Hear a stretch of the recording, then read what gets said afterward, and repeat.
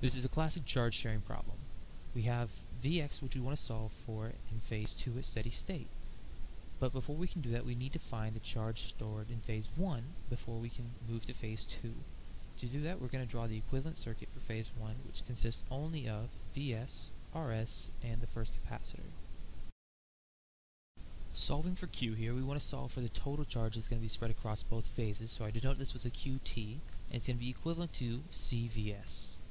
Next, we're going to break up the circuit into phase 2. Phase 2 only consists of capacitors, so we're going to first work inside out to find equivalent capacitances, and then we're going to work outside in to find the charges and voltages spread across them. Starting from the inside out, we see two series capacitors. We can find their equivalent capacitance and then condense them into one equivalent capacitor.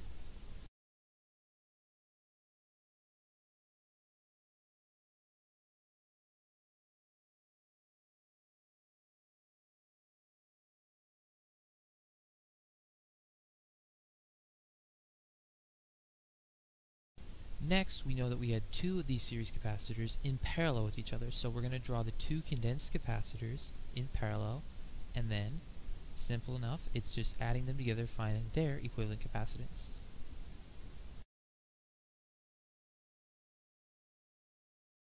Finally, we can draw the whole equivalent phase 2 circuit. So, admittedly sloppily, but the two capacitors are going to be in parallel, so we can just add them together and we get an equivalent capacitance of 2C. I denote this with a CT because we're going to relate this to QT from before.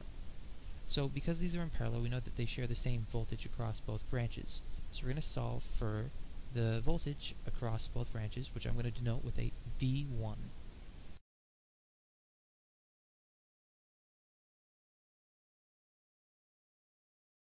From here, it's just some algebra, and now I'm going to denote V1 in terms of Vs.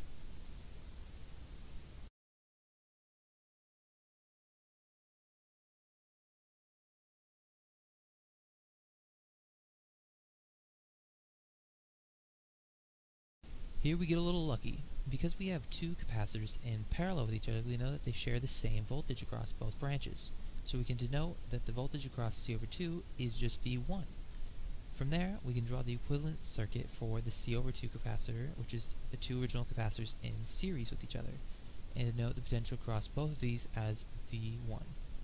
We know that because the voltage across both of these is additive, that we cannot just find Vx in terms of V1, but they share the same charge across both of these capacitors, and so we know that Q is going to be equal to CVx, but is also equal to the equivalent capacitance times V1.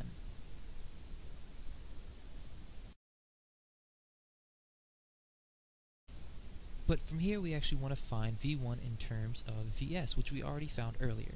V1 is equal to Vs over 2, so we're going to plug that in and solve for Vx in terms of Vs.